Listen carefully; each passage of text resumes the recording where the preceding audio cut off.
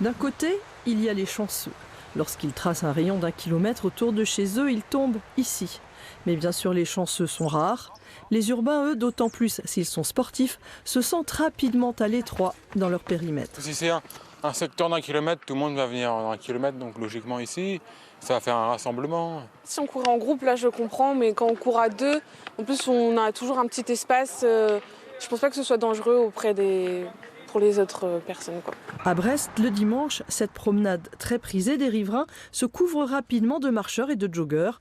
Parmi eux, Jean-Yves Jaouen, président de la Fédération finistérienne de randonnée, qui a publié une tribune pour demander que le périmètre soit élargi à 5 km et la durée de sortie doublée à 2 heures.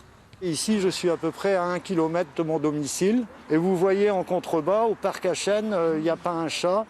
Je ne peux pas y aller.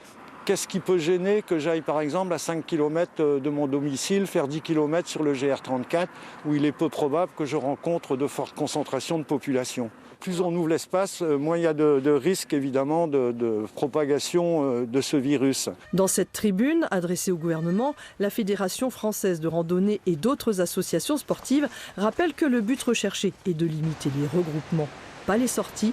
L'activité physique est d'ailleurs recommandée par l'OMS. Les signataires soulignent aussi que parmi les autres pays européens qui imposent un confinement, aucun n'applique cette règle du 1 km 1 heure.